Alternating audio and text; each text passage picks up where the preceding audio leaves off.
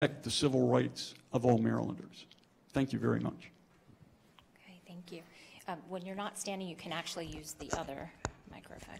Okay, so I want to inform the candidates the live stream did not go live when we started. So I want to give you the option. We can go to the prepared questions, or if you would like to have some time to do a general opening as part of the, it is not started yet. We wanted to get your choice on that, if we want to keep proceeding, or if you want a couple minutes to introduce yourself to the audience at home.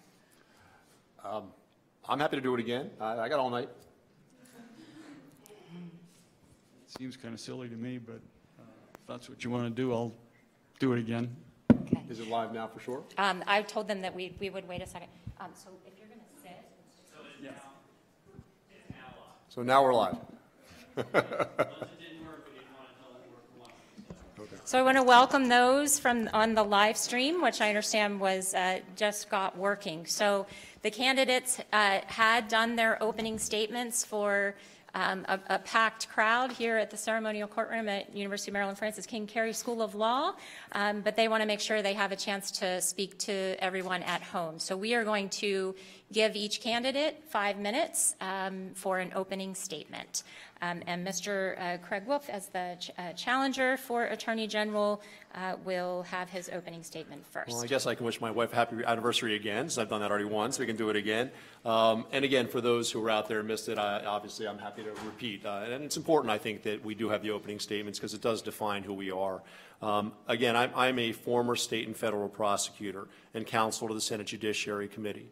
And I focused on the most vulnerable in society. I focused on child abuse cases, rape cases, domestic violence cases. I tried 78 jury trials when I was a state prosecutor, and I did some of the first online child pornography prosecutions when I was a federal prosecutor. I also led an investigation of trafficking of women and children from Thailand when I was a federal prosecutor.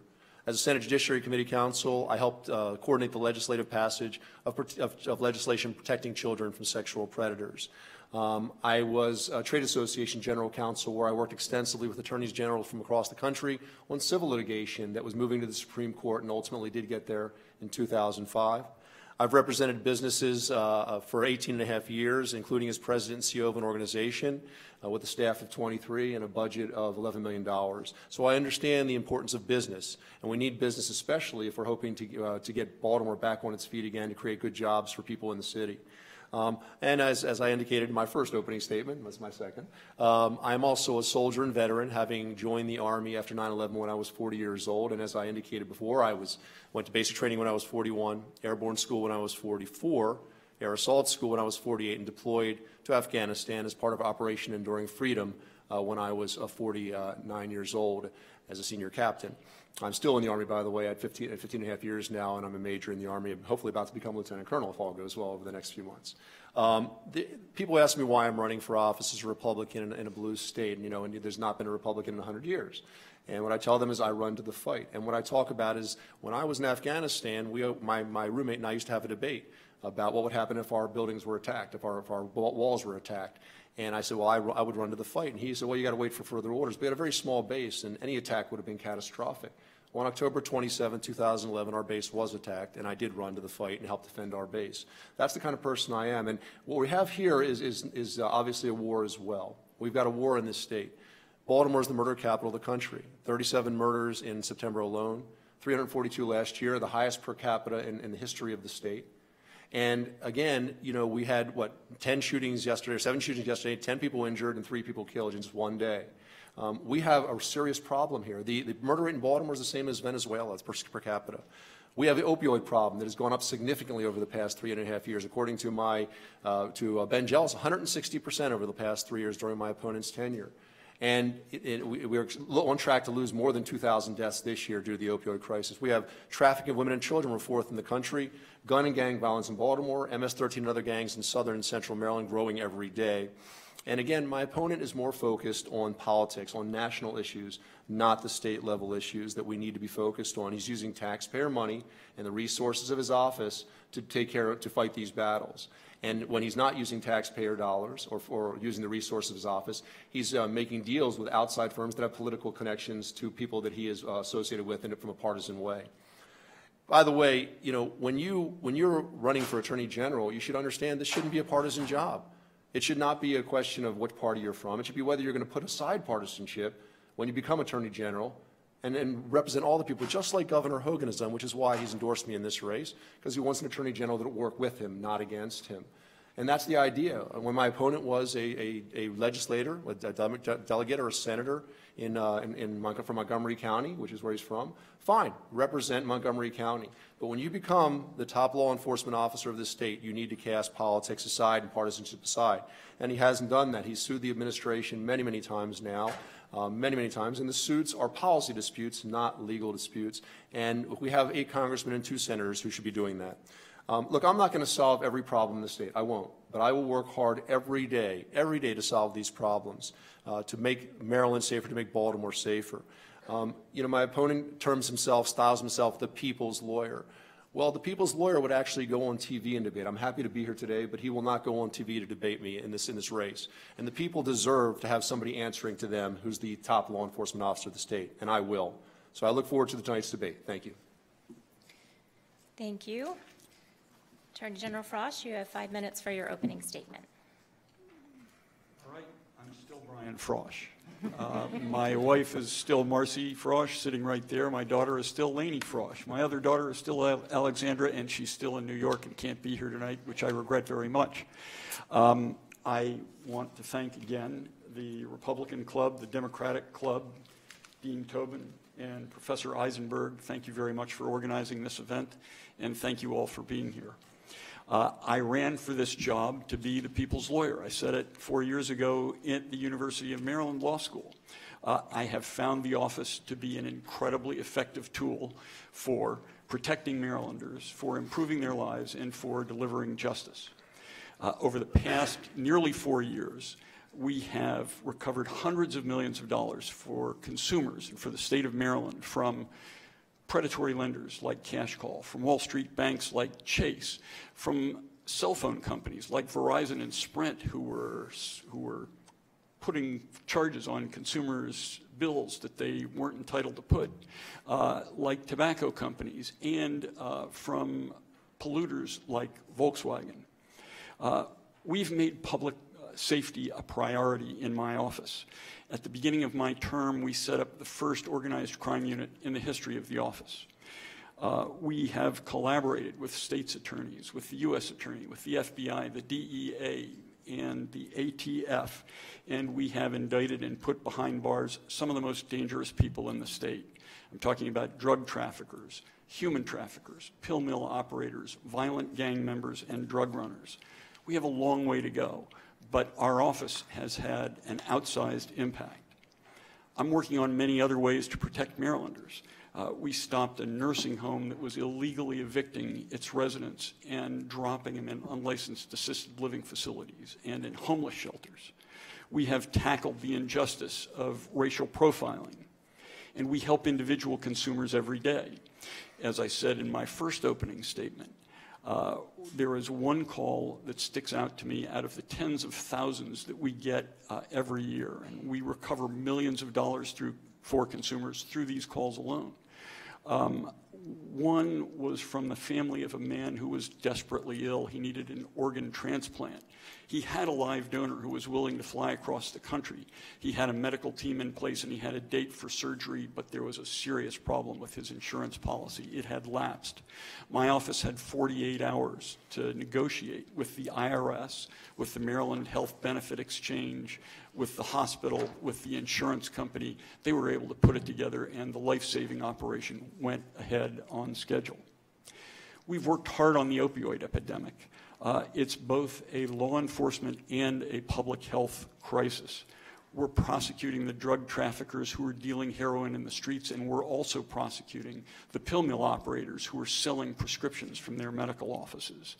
And we are going after the pharmaceutical companies that have been dealing more painkillers than could ever be used legitimately in our state and in our communities. The Trump administration has repeatedly threatened the welfare of Marylanders, and we've gone to court. We've gone to court to save affordable health care. We've gone to court to stop at the 11th hour the crazy idea that you could post on the internet the blueprints for these 3D guns that can be printed by anybody with a 3D printer.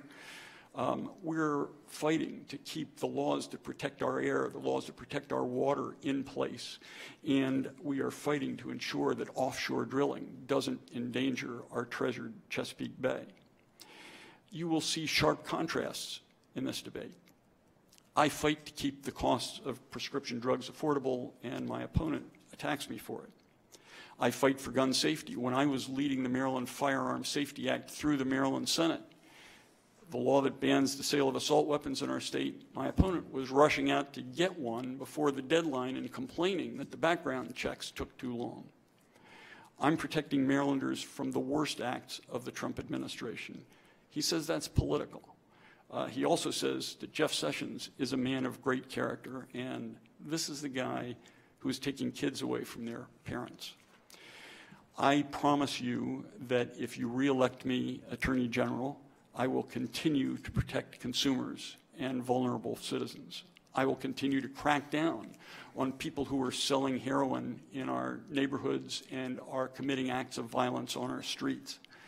I promise you that I will continue our efforts to ensure that everyone in our state has clean air to breathe and clean water to drink, and I will continue to enforce our laws equally and fairly and protect the civil rights of all Marylanders.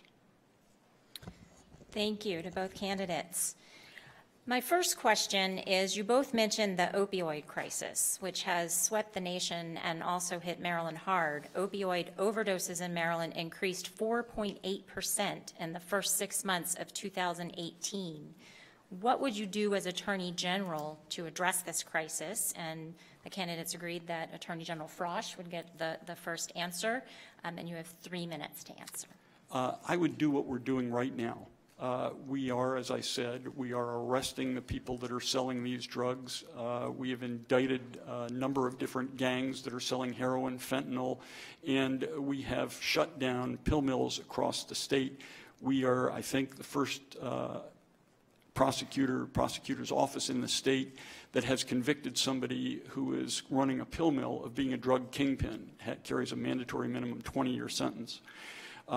We also have supported legislation to create a prescription drug monitoring program to let our Department of Health know when there are orders that are coming in that are beyond what could reasonably be sold by a particular pharmacy or prescribed by a particular doctor. We are taking on the pharmaceutical industry. We don't announce investigations, but it has been publicly reported that we are participating in a multi-state investigation, Republican and Democratic attorneys general working together against all of the opioid manufacturers and distributors. And we have sued on our own one of those opioid manufacturers, Insys. Insys was manufacturing a drug that is a fentanyl-based drug, quick-release drug, and it is approved by the FDA for breakthrough cancer pain, nothing else.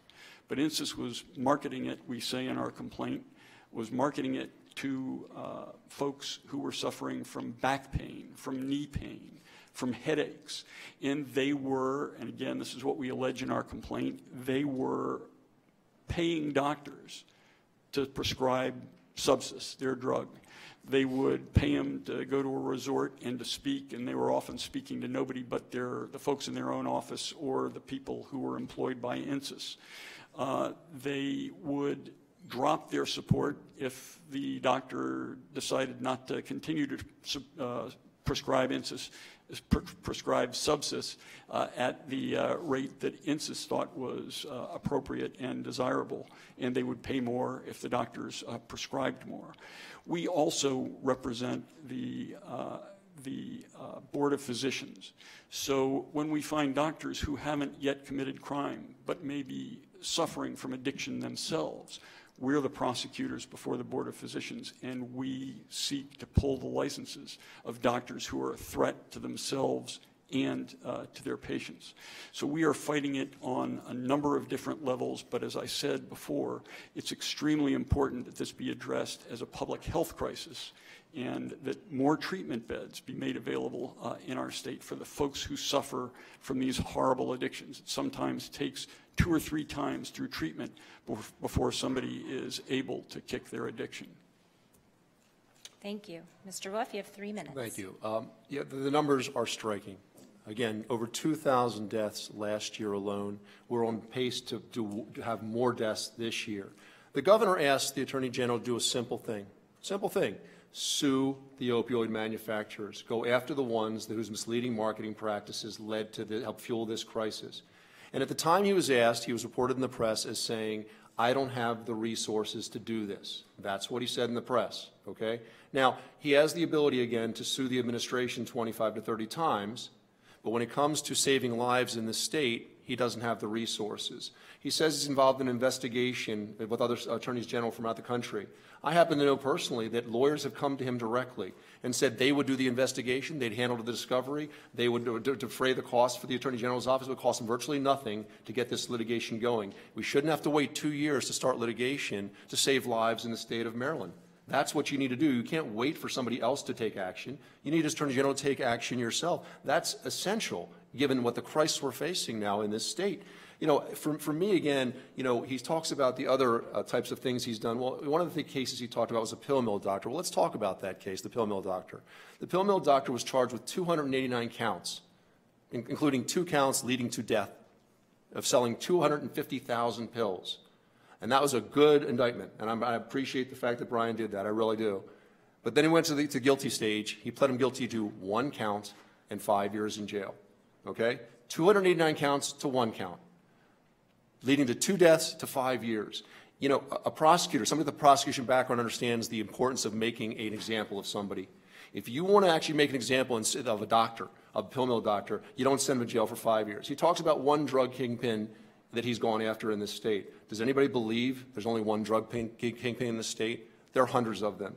And he needs to be more engaged in all of them. Now, I do make a distinction, and I think Brian's right, by the way, in terms of making a distinction between those who are trafficking, those who are fueling the crisis, and the addicts themselves. I don't believe the addicts should be imprisoned. I'm very proud of having been out to the Day Reporting Center in Washington County and seeing what they do out there. Instead of imprisoning people for 6 to 18 months, what they do is they release them. They're tested. They're given counseling. They're also given skill training, resume building skills, and they're then reintegrated because there's a partnership with companies. I'd like to see that put all throughout the state. It's a great model for the rest of the state because, again, we can't prosecute our way at the addiction level out of this crime. We have to help those people. And he's right, again, about more beds. But again, you've got to actually go to the legislature to ask for funds to do this. And the only time he's gone to the legislature to ask for funds was to sue the administration in his 4 years in office.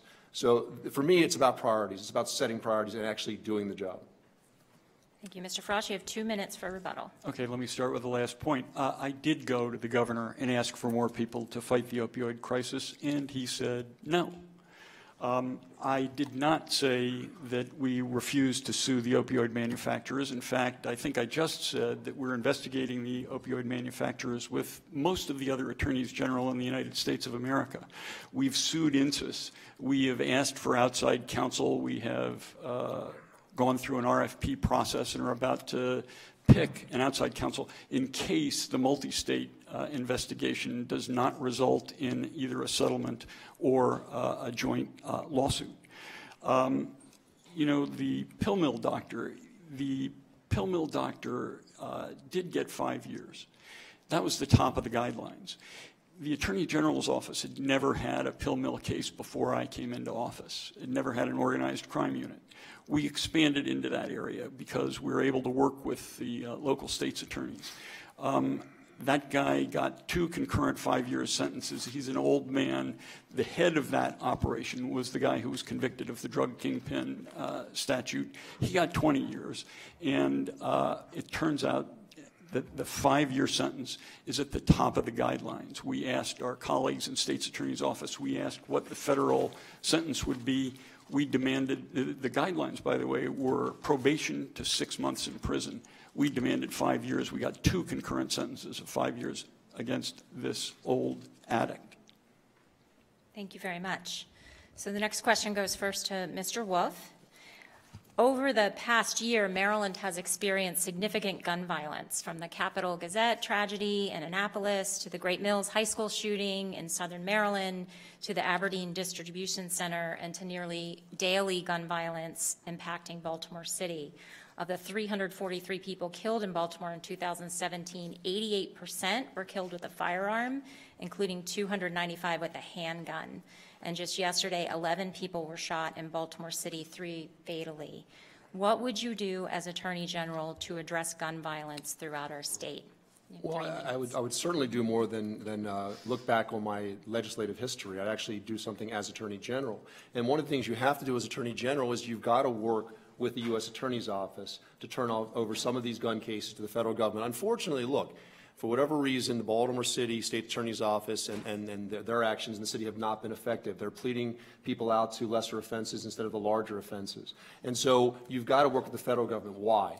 Because if they get those gun crimes, if they prosecute those gun crimes, if you turn them over to them, they get 5 years minimum mandatory sentences. And guess what? No parole.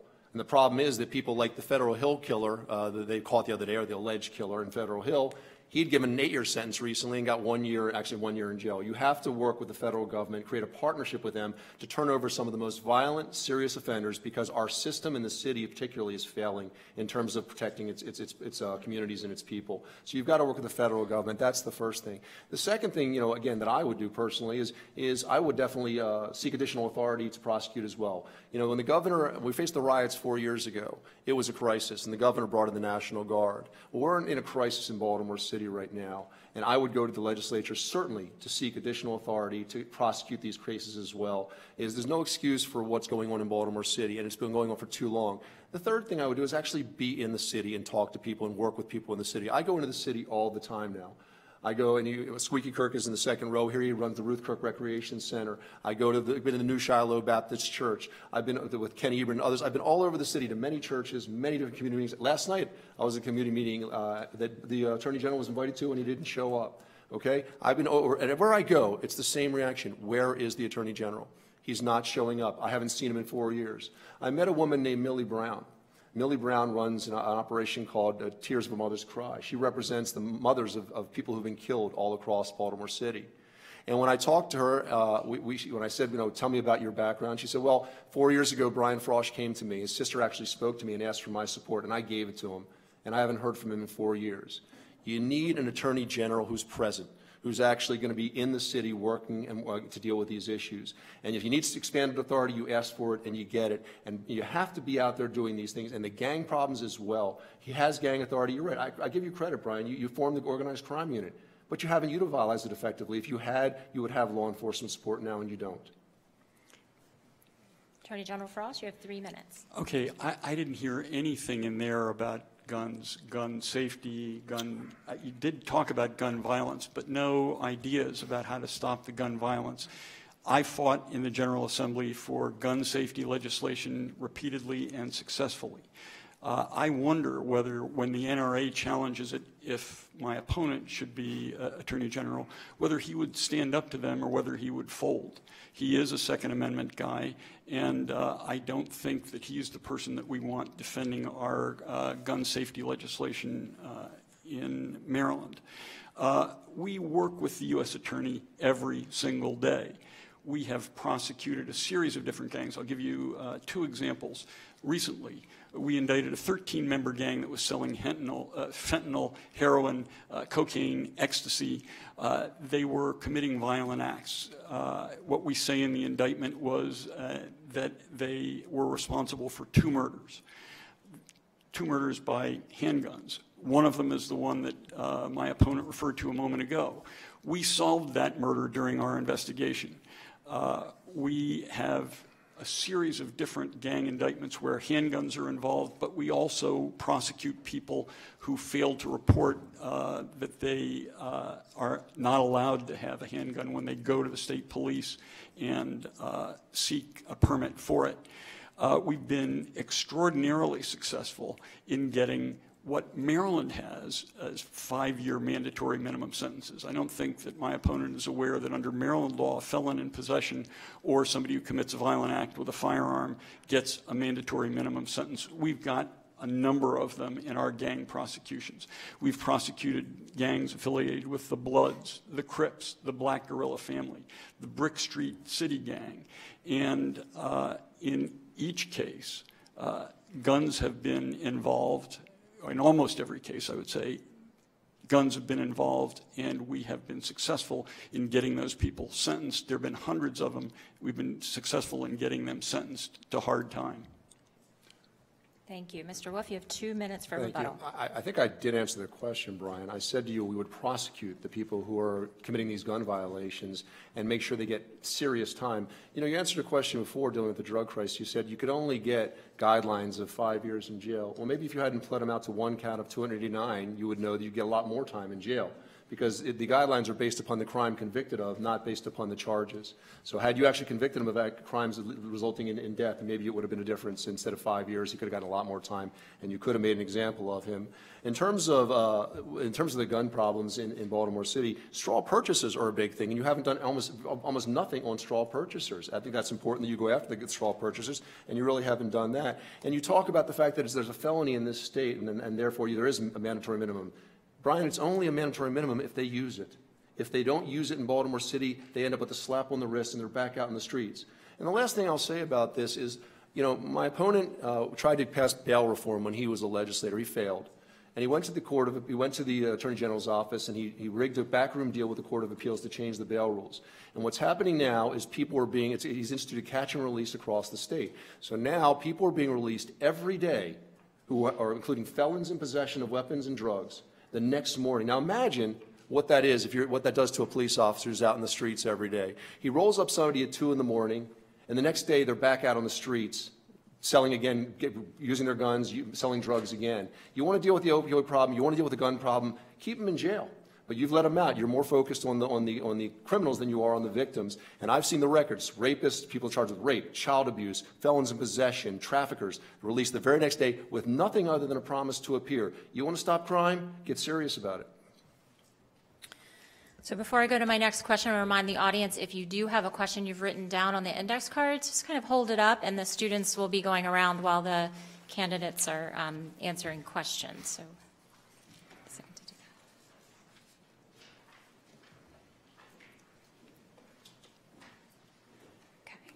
Great. Thank you.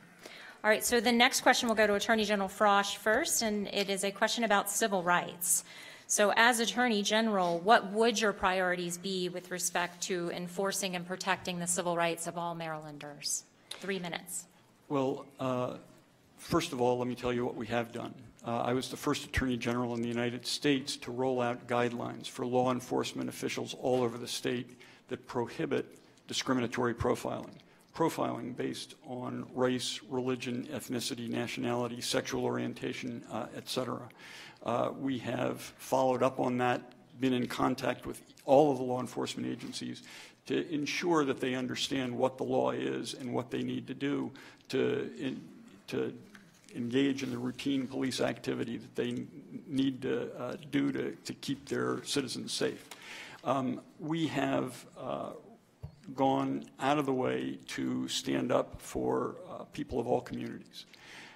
During the consideration of the Obergefell case, it's the Supreme Court's decision on marriage equality, we did a study, wrote a law review article in effect, called The State of Marriage Equality in Maryland, The State of Marriage Equality in America. And we looked at the laws in each state that related to sexual orientation and discrimination against it, like the DOMA laws, the laws that said marriage can only be between one man and one woman. And we found that all of the laws that had been passed were in reaction to an advance of the rights of people of different sexual orientations, and that it was animus that drove those laws. The Supreme Court cited our work in its historic Obergefell decision when it held that all people have the right to the benefits of matrimony. We have a civil rights office that has audited every single sexual assault evidence kit in the state of Maryland that was untested. There were about 3,500 of them. We went through them all. We went through the policies in each jurisdiction in the state to determine what they were doing and why they were doing it. We made recommendations to the General Assembly that all sexual assault evidence kits be tested, that the sexual assault evidence kits be maintained until the statute of limitations had run or until the victim said, I don't want it tested. Legislation was enacted adopting our recommendations. We stand up for women's rights. We were forced to sue the Trump administration because it tried to take away the women's right to make her own decisions about contraception. They wanted to allow employers and not the women in their employ to make those important health care decisions, and we've gone to court to stop it. Thank you. Mr. Wolf, you have 3 minutes to answer that. Thank you very much, Professor Eisenberg. So there was a case filed in 2006 in this state called the Historically Black College and University case. It was about integration of our colleges and universities, our historically black colleges and universities, Coppin State, Maryland Eastern Shore, Morgan State, and Bowie State. We have 4 of them in this state. They have great history in this state. They have a lot to be proud of. My mother is a graduate of Coppin State, in fact, so I understand the value they bring. But the argument that was made in that case was that they were not properly, Maryland was not properly integrating those institutions, and that they are maintaining a much too high percentage of black individuals versus getting the integration they need. So in 2006, they filed the case. In 2013, they won the case in federal district court. And in 2014, my opponent said that he was the guy, as Attorney General, to bring the parties together, that he would settle the case, that he would be the one to put money on the table and curriculum on the table. And that's a huge civil rights case. And now we're 4 years later, and not only has he done nothing to settle it, but now he's appealed the case as well. And when you look at the judge's opinion from back in December, she said that she faulted the Attorney General's office for not meeting with the other side to try to settle it. It was in her decision. Your Attorney General, and again, maybe he's been too preoccupied with all these lawsuits against the federal government, but you had 4 years to settle a case.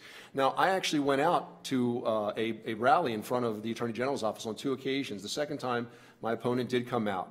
And he was asked, in fact, what is the problem with the civil rights case? Why this civil rights case? Why can't you fix it? And his response was, it's the governor's fault.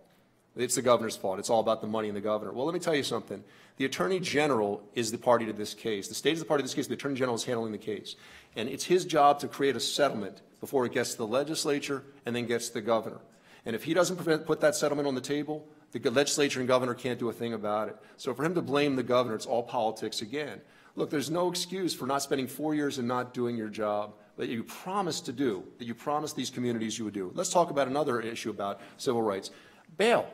Again, I think that the Attorney General, when he was a legislator, had a good point that certain people were in jail that shouldn't have been in jail because, they were charged with minor offenses and couldn't afford bail. And rich people can do that. I got it. It's all very legitimate. The problem is the way he did it now, we have more people in jail, according to the Washington Post and WBAL, who are for low-level offenses who cannot get out now because judges have 2 choices, no bail or let them out or nothing. And so now more people are in jail, which is the exact opposite of what he intended. Finally, let's talk about gerrymandering. How about the right to vote? How about a civil right to vote? He helped draw the gerrymander map in the state and is now defended it in the Supreme Court and is now defending it again in the district court. That, to me, is an important right to defend as well, is that people shouldn't be disenfranchised of the right to vote, and he's in favor of gerrymandering. Thank you, Mr. Frosh. You get 2 minutes for rebuttal. So, first of all, with respect to HBCUs, I have tried to settle that case. Unfortunately, I think my opponent misunderstands the role of the Attorney General. The governor is the one who writes the checks in this state and most others. I don't have that ability. The governor is the one who gets to say what programs go to what schools. It's the Maryland Higher Education Commission, all of his appointees. I have tried everything I can try to settle that lawsuit. I reconvened the mediation that had gone extinct by the time I was sworn in, and I had reconvened it after the case was appealed. I have said on a number of occasions, if the governor asks me to drop the appeal, I'll drop the appeal. If the governor wants to settle the lawsuit, he's the one who's going to have to write the check and agree to the conditions that the HBCUs are asking for. It's not in my purview. With respect to bail, my opponent completely misstates what the law is about, what the rule is about, and what its effect has been. There are fewer people in jail today because of the rule on bail. There are about 8% fewer people in jail. The purpose of the law of the rule was to ensure that people weren't held in jail because they're poor, and that was happening to thousands of people every single year in our state. They were charged with minor crimes, shoplifting, urinating in public, trespassing. Bail was set in amounts of a couple of $100, but there were thousands of people who couldn't meet those conditions, and as a result, they were in jail for days or weeks or months waiting trial before they'd been convicted. Since the rule on bail, that has diminished dramatically. There are somewhere between 10,000 and 13,000 fewer people less in our jails all around the state than were before, and the folks who are dangerous are being held. They're being held without bail, as opposed to previously when the high bail was set and they would get out and continue to commit crimes. That's not happening as much today as it was before the rule was put in place. Thank you. So the last prepared question goes first to Mr. Wolf, and it's about criminal justice reform. So last year's General Assembly passed and Governor Hogan signed the Justice Reinvestment Act with bipartisan support, and that included a package of criminal justice reforms such as eliminating mandatory minimum sentences for certain offenses, increasing minimum sentences for others, along with a package of other changes. And this issue is tied into larger questions of criminal justice reform and efforts to ensure that our criminal law enforcement in the state is both effective in promoting public safety and racially just and equitable. So what are your thoughts about criminal justice reform, and how would that influence your work as Attorney General? You have 3 minutes. Thank you. Look, I make a distinction. I draw a line. The violent repeat offenders, the predators, the traffickers, they need to go away. The people that are addicts at the lower level, the minor offenders, they need to have a different system, and I understand that, and that's the way it has to be. But you need an Attorney General who's going to be focused on doing just that. And you talked about some mandatory minimum sentences. I'm in favor of mandatory minimum sentences, but again, they have to be used to be effective. If the state's attorney's office in Baltimore City or across the state will not use the mandatory minimum sentences and will plead them down to lesser charges, then you don't get a mandatory minimum sentence. So it has to do a lot with, your people you're working with. One of the things that people don't recognize, perhaps, about Attorney General is you're a leader. You have a bully pulpit. And so people see where you're spending your time and what you're doing. They see who you are. And if you're spending all your time and all your press releases and all your issues talking about suing the federal government, they know you're not focused on what's going on in this state. I'll just give you an example of that. Over the past month, again, we've had 43 deaths in the last month, okay? He's posted 46 times on his page about the election and his candidacy. He's not posted one thing on murders. After 9 people were killed over the course of a week, and he talked about National Cyber Awareness Month. Okay, we had 2 murders, 10 shootings, 3 deaths, and 7 people, over 7 shootings yesterday. He talked today about again, this weekend's parade. You have to be somebody who's standing up and actually talking about these things every day, and it's not something he does. It's not something that he's engaged in. So mandatory minimum sentences, let's talk about those, because they are important if they're utilized. But my opponent has said that he never, as Judicial Proceedings Chairman, would let him even come up for a vote, that he opposed them. He's on film saying that they came to my desk, they were in the drawer, they never saw the light of day.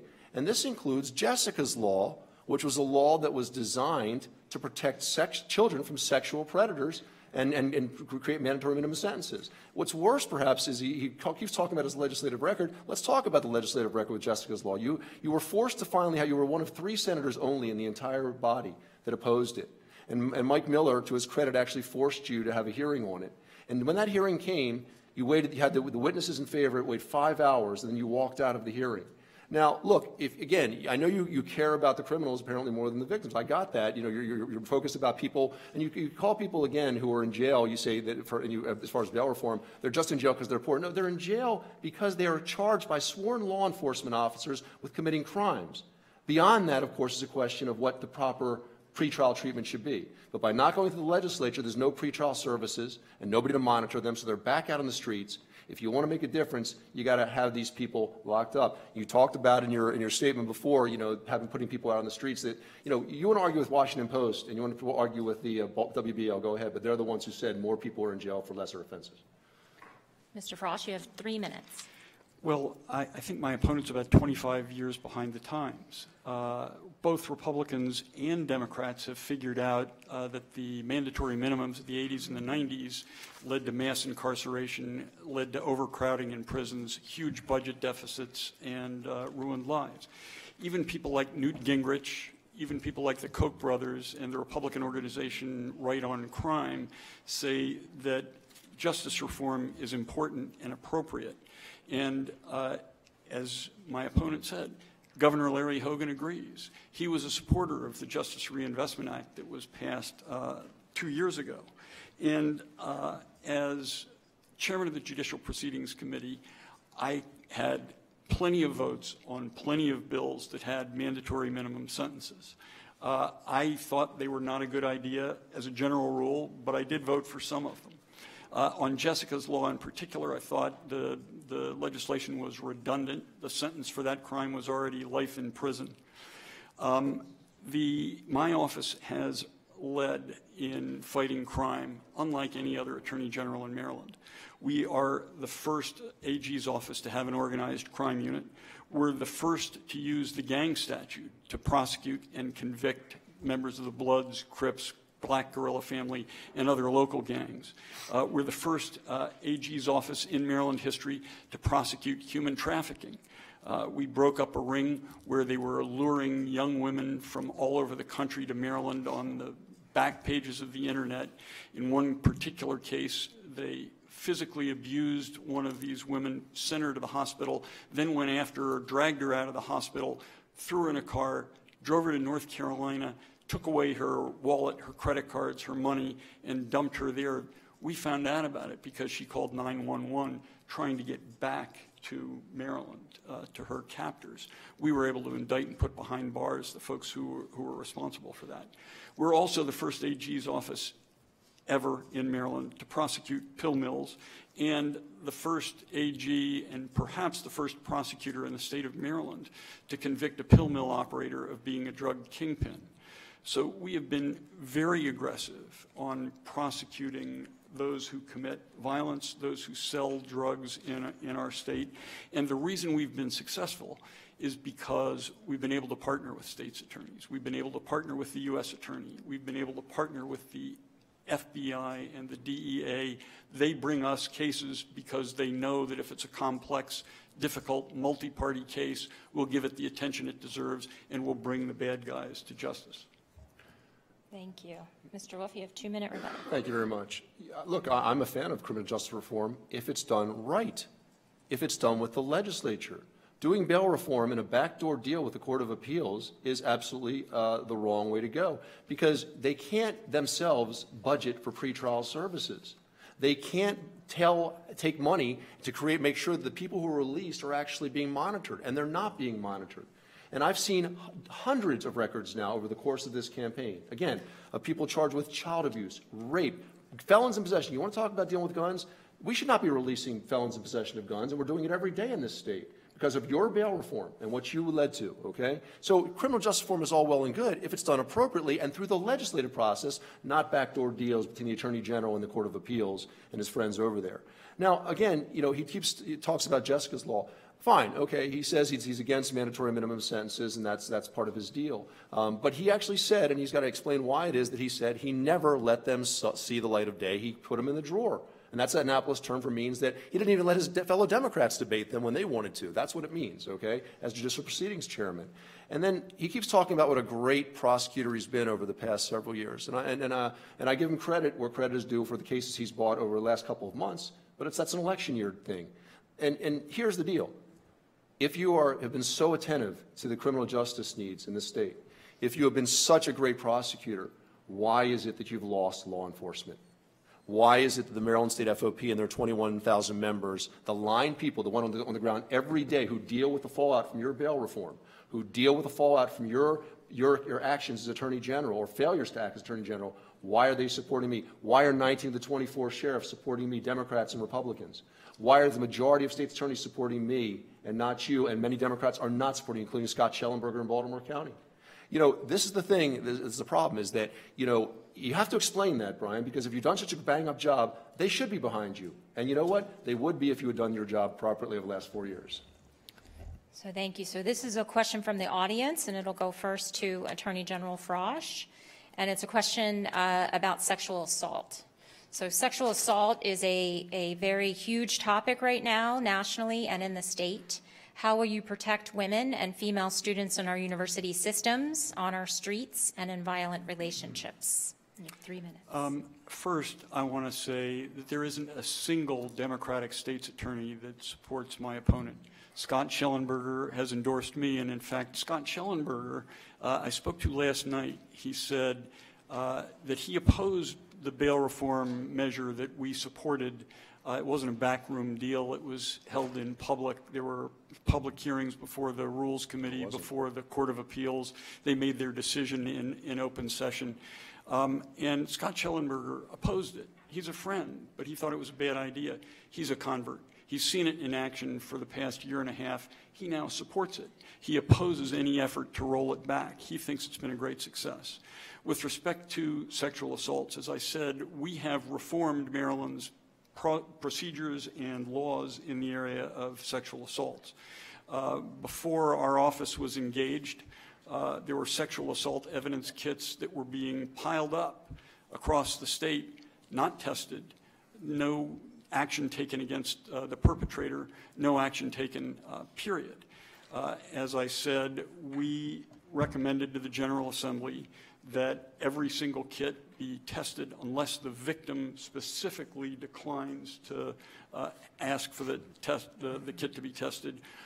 And we recommended that the kits be retained until the statute of limitations is run. And for most sexual assaults, there's no statute of limitations. They're felonies that can be prosecuted forever. So we recommend retention of kits in those areas. We have also recommended, and the General Assembly adopted our recommendation, that personnel be trained in every hospital facility in the state of Maryland to deal with victims of sexual assault, to understand the psychology of it, and to deal with the simple facts of their assault, and to understand how to work with them, understand how to deal with them so that they can make their claim or preserve the evidence that is vital to making that claim.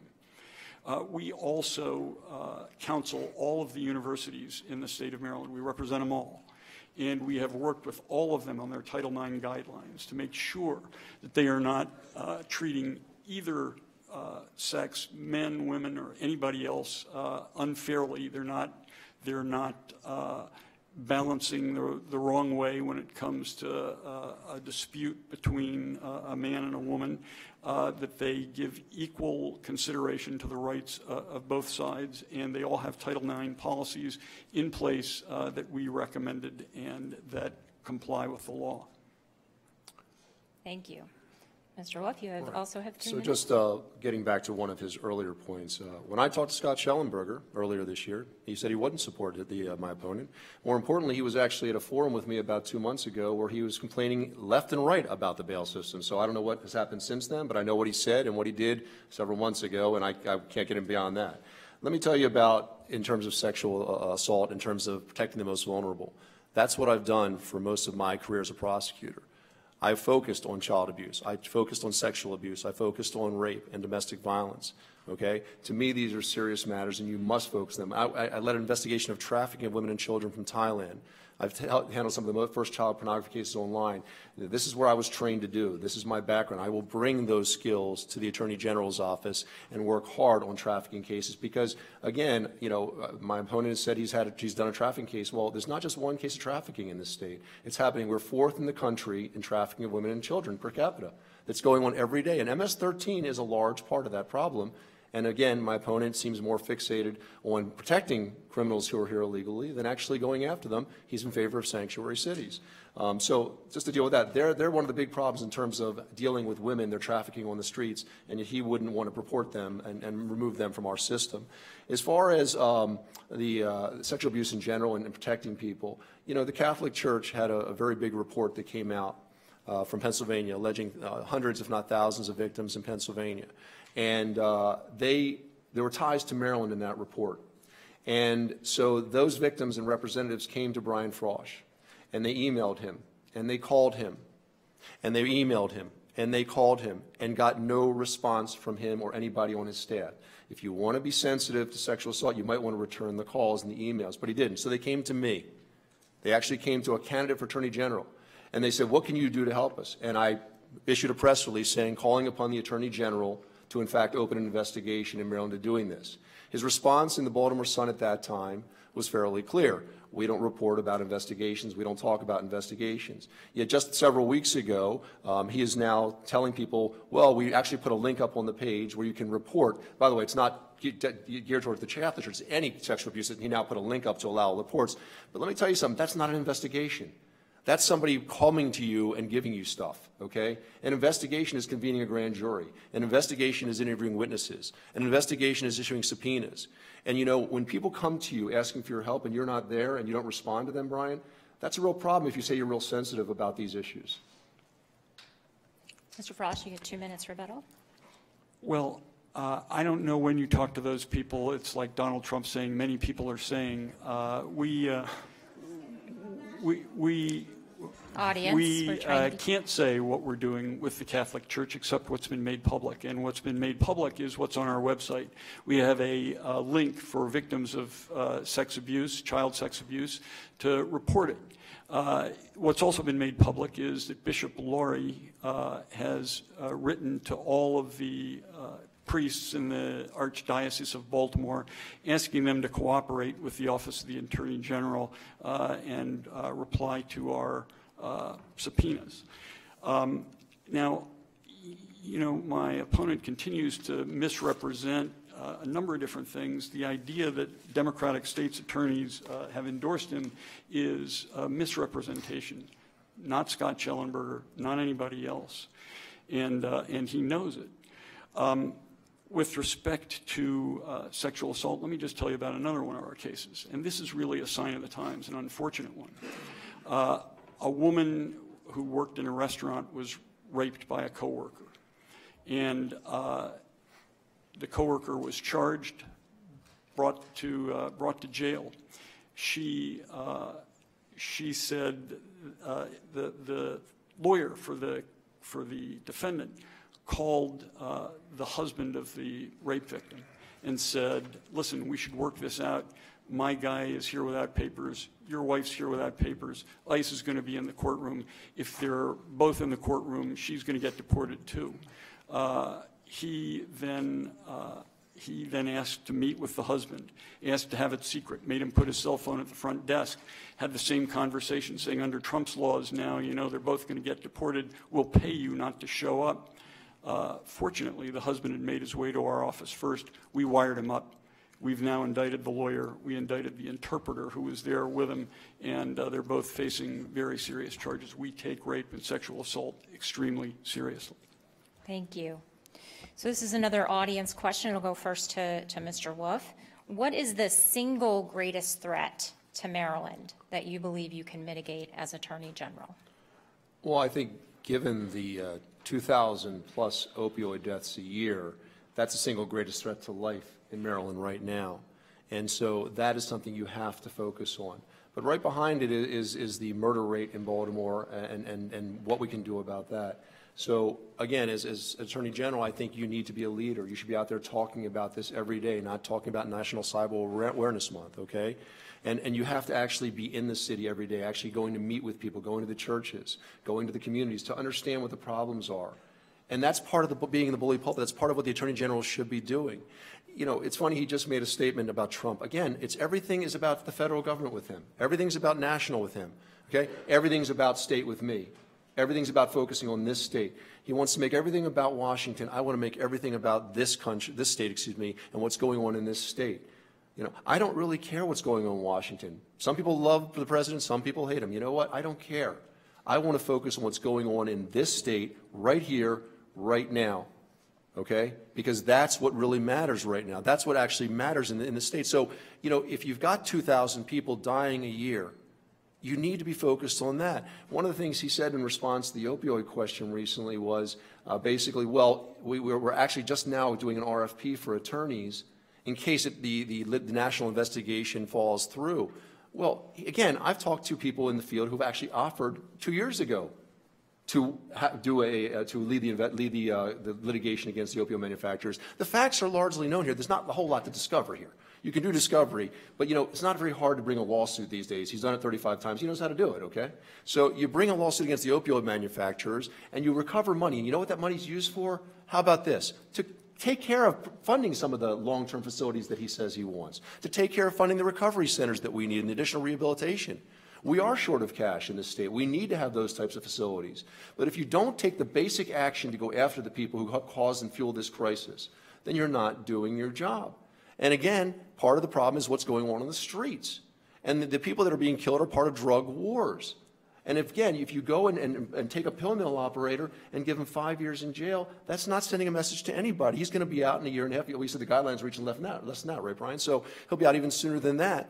You have to make an example. You know, if you're charging with 289 counts, then you know what? Plead him to 289 counts or go to trial and take him to trial and convict him of 289 counts and then see what the guidelines will be, and maybe then he'll stay in jail and you'll send a message to the rest of the people out there, the doctors, the other kingpins out there, the other people who are dealing with this, that actually you're going to take action about these things. That's what you need to do. And that's what it takes. It takes that type of commitment, that type of tenacity. I'm happy to say, look, you know, I will work every day in Baltimore. I will work every day across this state. I will do what it takes to get things done. And I will focus, number one, on public safety, not on the politics. Mr. Frosh, you have three minutes as well. Well, while we've been fighting crime in Maryland, my opponent has been working and spent the vast majority of his career working for the wine and liquor wholesalers of America. They have been lobbying for to keep drunk drivers on the road, to let them drink more and still get behind the wheel. They lobbied against the law, Noah's Law in Maryland. It's named after a state trooper who was killed by a drunk driver and requires someone to have an ignition interlock system in his car that won't let him drive his car if he's got alcohol in his system. They lobby against that kind of legislation. They lobbied to keep the blood alcohol limit high. So while he's been lobbying to keep drunk drivers on the road, we have actually been fighting crime. We have been addressing the opioid epidemic. And the many people are saying notion that you referenced again, that we are not focused on the opioid epidemic is just plain wrong. We have an RFP that has been out for some period of time. We're at the tail end of it now. If the multi-state investigation does not bear fruit, then we'll be poised to sue the opioid manufacturers and distributors ourselves and singly in Maryland, as we have done separately with INSIS. The opioid epidemic is a huge threat to our state. And one of the most important things falls outside of our ability to address it as Attorney General, and I think my opponent fails to understand this. We get hundreds of millions of bucks back for Marylanders every year, and we don't have a say in where it goes. It goes back to the administration. The governor can use it to fund treatment beds or not. We don't have any control over that. When we prosecute people, we do it without regard to their station in life. We get the toughest sentences that we can get, and we've been successful. Among the prosecutions that we've done recently was a 26-person indictment for prison corruption. It was corrections officials along with gang members affiliated with the Bloods operating in one of our prisons. They were bringing drugs in, sending drugs out, ordering violence in the prison, and ordering violence outside the prison. We are continuing to pursue that case. We have many other indictments and gang prosecutions that we have brought, including one of a ring of carjackers in the Baltimore City, Baltimore County area who were responsible for about 26 carjackings and thefts in a 2-month period. Thank you. You're out of time. Okay, so Mr. Wolf, you get 2 minutes. Thank you. It's funny, you know, I've been a state prosecutor, I've been a federal prosecutor, and I've worked on the Senate Judiciary Committee in a bipartisan way to pass legislation protecting children from sexual predators. And he said, well, that was a long time ago, you know, as if it meant nothing, as if he's ever done that himself. He's never done that himself, okay? Not his whole career as a politician. He spent his time as a politician dealing with far left-wing causes and preventing votes on mandatory minimum sentences and preventing for instance, the statute of limitations for sexual abuse involving the church from being increased. So, you know, I'll stack up my 10 years as a prosecutor and working on Capitol Hill against your time as a politician at that time. But when you say that I haven't done anything for the last 18 years except for work as a lobbyist, well, I think it's a little more than that, first of all, Brian. First of all, I've served my country for the past 15 and a half years, something that you didn't do in Vietnam and avoided service there, okay? I joined and volunteered to do that, and you didn't. Second of all, as far as the rest of my time over the 18 years, when I ran the Wine and Spirits Wholesalers Association, guess what? I was a manager. I actually ran an office. I did something like that before. That's good training for being an Attorney General, to run an office and being an effective manager and an effective leader in an office and understanding how to set a vision and how to run an office so that people understand there's accountability and there's certainly a transparency in an office, which there is not in the Attorney General's office. If you go to the Attorney General's webpage, you can find nothing there. Go there. Look for a brief. Look for an Attorney General opinion. You cannot find it. You cannot find a thing on that website other than the basic stuff of what he says he does in his press releases. Okay? That's what matters when you're Attorney General, Brian. That's what matters. And as a manager, and maybe you don't understand this, but we never sold the kids. Our members never sold the kids. What they did was, Brian, we sold the businesses, and we were strong supporters of an alcohol regulatory environment. We were strong supporters of interlocks for repeat offenders, and we were strong supporter of interlocks for subsequent offenders. So you're mischaracterizing what I did when I was in that role, and you don't understand what I did in that role, I guess. But we were strong supporters of regulation. Thank you. So the last question before we go to the closing statements is about the environment. And I'd like each of you to talk about what you would do to protect the environment in Maryland and how much of a priority would you make environmental protection a priority in your administration. Am I first? You go Okay. first, Attorney General Frosh, 3 minutes. So environment has been a high priority for me for my entire career in public service, 28 years in the General Assembly and 4 as Attorney General. In the General Assembly, I was the author of the Maryland Recycling Act, of the legislation that prohibits drilling for oil and gas in the Chesapeake Bay, and many other environmental initiatives. As Attorney General, I have filed suit against the oil companies that manufactured MTBE, a gasoline additive that pollutes our waterways, our streams, our aquifers. We're suing them right now, all of them, all the big ones. I also brought suit against Volkswagen. Volkswagen was selling these diesel cars that they claimed were fuel efficient and met the standards for emissions in our state. In fact, when they got off the dynamometer, the testing machine, they polluted 40 times what was allowed by law. We held them to account. We got them to pay back $71 million for environmental remediation in the state of Maryland. We got them to pay consumers about $81 million for deceiving them about the cars that they purchased. We got consumer fines against them of about $15 million. And we got twice as much as any other Attorney General in the country in the way of environmental penalties against them. We got $33.5 million from them.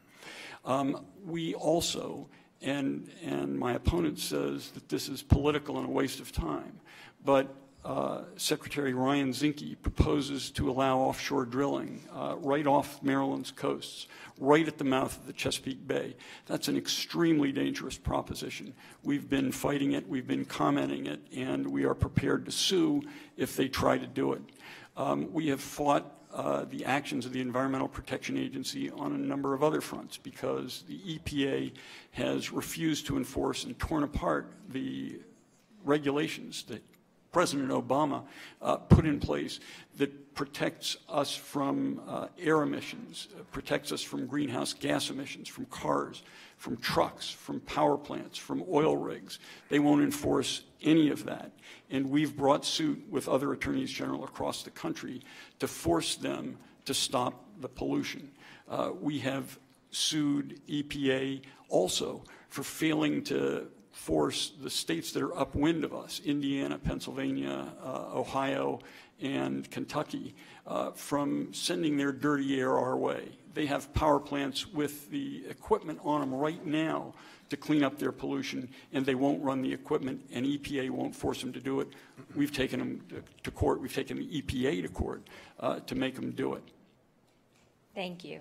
Mr. Wolf, you also have 3 minutes. Thank you very much. Actually, I don't think there's that much of a difference in terms of our concern for the environment. I think we both are very concerned about the environment, Maryland, certainly about the Bay, certainly about offshore drilling, certainly about all the other elements he said. The question is how you approach these issues and what's the best way to get things done to protect our environment.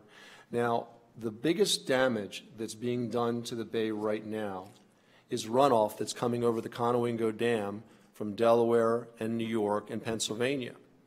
Now, that's the biggest source of damage to our Bay. And yet my opponent has done nothing to go after those states for the damage they're causing to our Bay. Nothing. Now, I'm not going to perhaps surmise that the motives, they are all blue states. They are all, several of them have already joined in litigation with him on other matters against the federal government.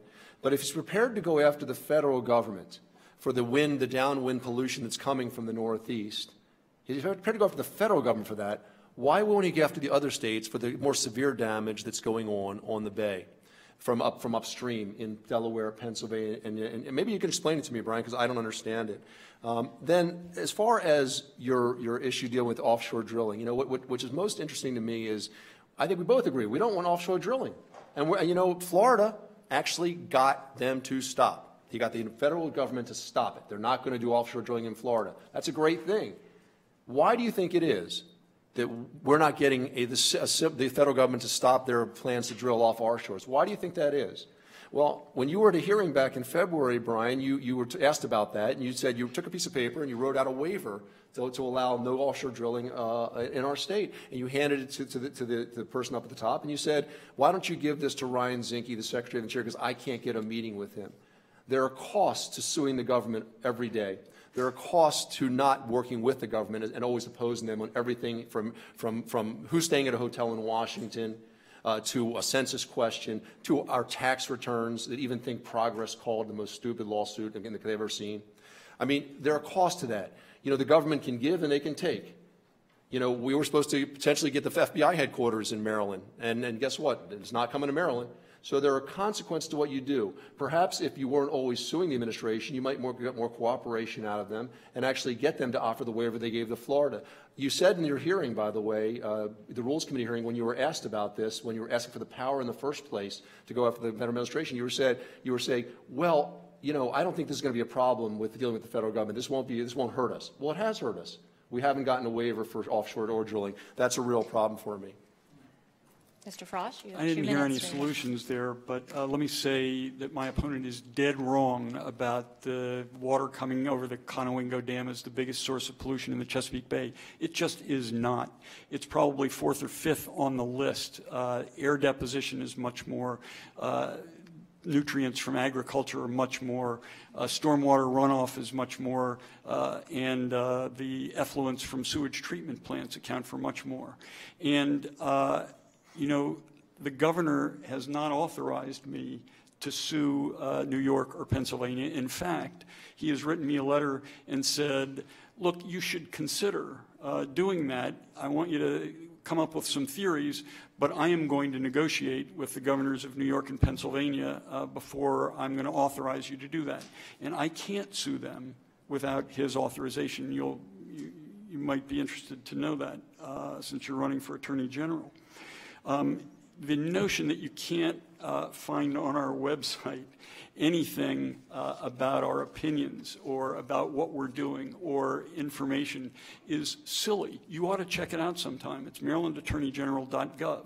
It's got information on there for veterans. We have a veterans guide. It's got information on there for consumers. It's got information on there about identity theft. All these are manuals and booklets that are up on our website, available for everybody, not only in the state of Maryland, but all over the world to access, use. You can find our opinions, you can find our advice, you can get information on just about every subject that our office addresses. And, you know, Ryan Zinke and Donald Trump have this crazy notion that drilling for oil off our coasts is going to be a benefit to the United States, and it's simply not. It's the technology, it's the energy of the past, not the energy of the future.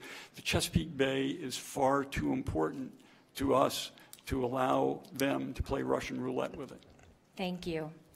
So we are out of time, so we want to move to the candidates' closing statements, and each candidate will get 5 minutes to give his closing case, so to speak. And the candidates agreed that Attorney General Frosh will go first, and then Mr. Wolf, as the challenger, will get the last word. So, Attorney General Frosh, you can start whenever you're ready. Well, thank you for being here this evening again. I just want to tell you a little bit about my father. When he was a young lawyer, he took a pro bono case, and he represented a bookbinder in the government printing office. And this guy was a victim of Senator Joe McCarthy. McCarthy accused him of being a communist. And when my father entered his appearance, he was summoned down to Capitol Hill to meet with McCarthy's henchman, a guy named Roy Cohn. Roy Cohn was also Donald Trump's mentor, and Roy Cohn threatened my father if he continued to represent this bookbinder. My dad stuck with him through 2 hearings of the McCarthy committee that were contentious and wouldn't turn his back on his client. Several years after that, in 1958, he ran for the Montgomery County Council and was elected. He was one of the original champions of civil rights in Montgomery County. He was one of the authors of the first public accommodations law in the county's history, the first civil rights law in its history, perhaps the first one in the state of Maryland. And he was turned out of office 4 years later, but his lost bid, which I believe was a result of his stance on civil rights, did not deter him. His commitment to justice ran strong throughout his career. And my dad's example has ignited my passion for public service. Beginning with my years in the General Assembly, I have worked with anyone, regardless of party, who shared my interest in finding ways to improve our state and the people who live in it.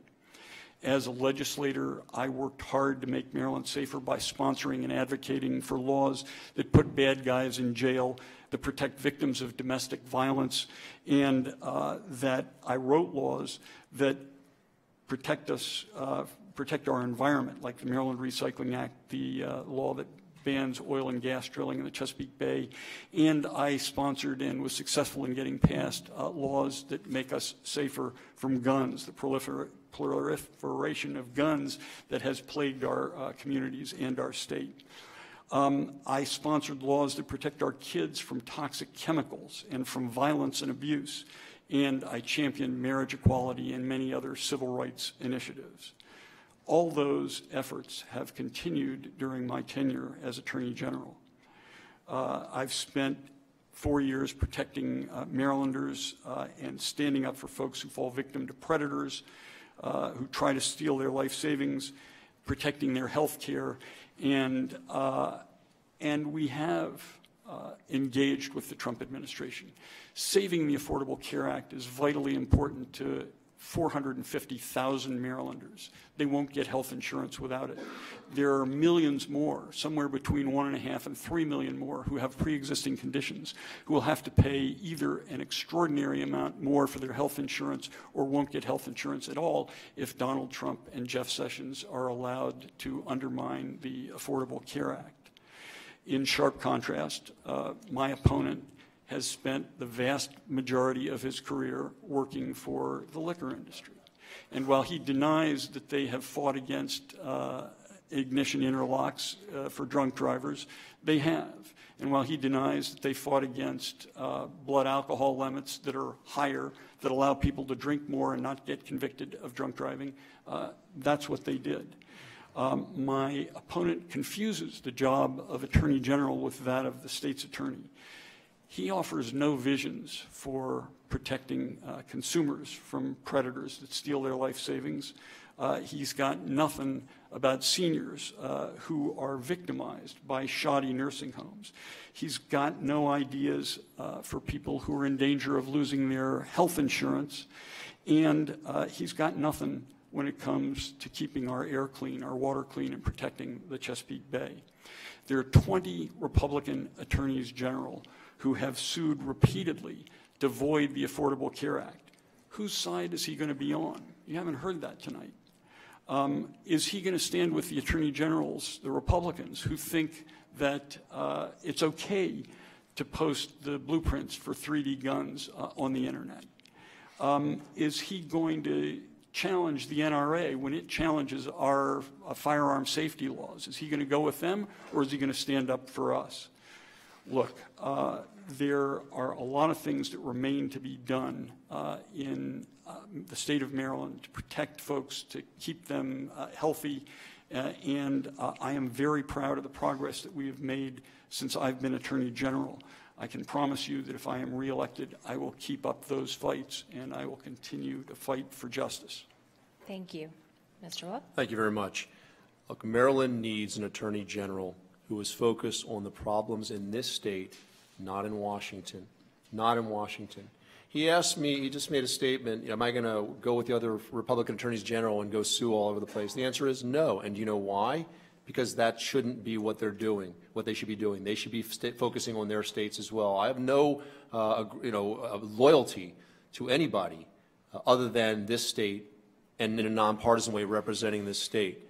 So the answer is no, Brian, I wouldn't do that. So I think that when you've sued the administration 25 to 30 times, it's not a question, Brian, again, of not agreeing with you on certain subjects in terms of the environment and others. The question is, where should your focus be? Where should your priority be? I think you've done a great job on consumer protection.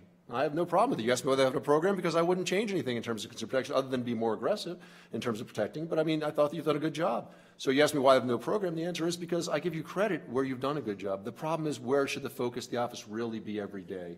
And it should be on public safety, not on Washington. And that's really what this election is all about. That's really what it's all about. You know, these are not good legal claims, the majority of them. There are policy disputes. He wants to be part of the resistance. He's mentioned Trump how many times this debate. I don't care. I don't care about Trump. I'm focused on working with Governor Hogan, working with across party lines to get things done in this state. You know, last time I checked, we have 8 congressmen and 2 senators that we send to Washington to fight these battles. It shouldn't be the Attorney General of Maryland that's fighting these battles. And if he's unhappy with what his job is as Attorney General and he wants to do that, run for Senate, run for Congress, but not for Attorney General because we have bigger problems here. Look, no prior Attorney General has politicized the office the way he has. Doug Gansler, Joe Curran, they were focused on the state. They never filed lawsuits like these. They were very popular, and they earned the support of law enforcement. They never lost it, and he's lost it. And you didn't listen to me, Brian. What I said was that I have 19 of the 24 sheriffs, Democrats and Republicans. And in terms of the state's attorneys, I have the majority of state's attorneys, and you've lost the support of a number of Democratic state's attorneys. That's what I said. And it's the truth. You don't have all the Democratic state's attorneys, and you would think that the Attorney General of Maryland, as a lifelong Democrat, would have them, and you don't. And more importantly, you've lost the Fraternal Order of Police and its 21,000 members. These are the people on the ground every day who are fighting to protect us across this state.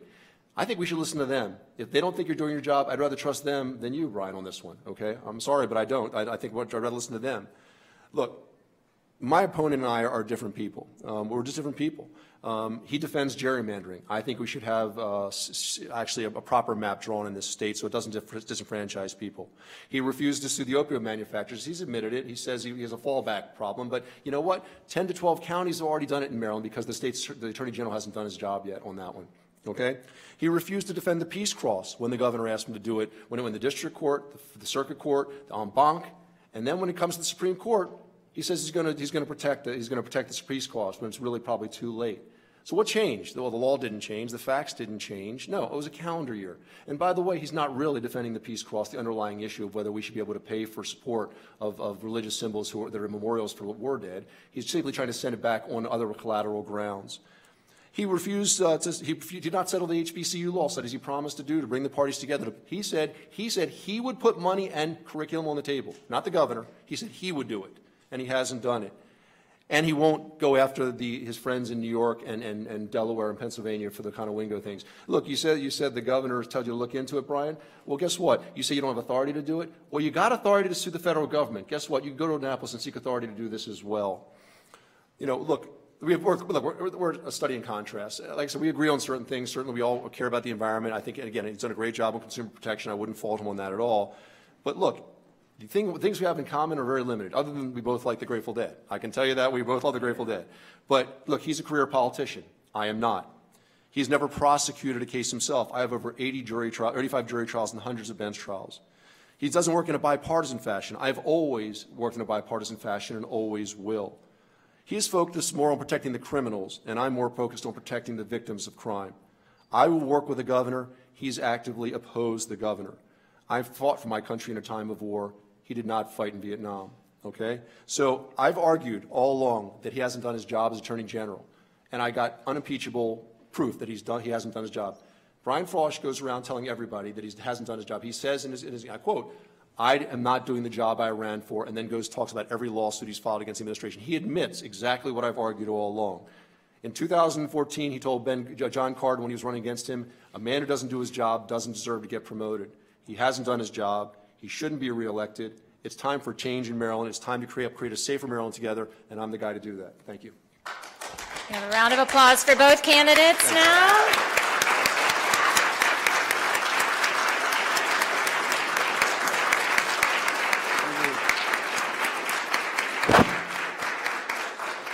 So I have a few other thank yous. I want to thank the audience for being so respectful and quiet. I know that's hard to do when you believe in a lot of issues, but I really want to thank you for being here and being so respectful and great listeners. I also want to have a special thank you to Zachary Lee and Christopher Walters and the student clubs, the Law Democrats and Republican Law Society.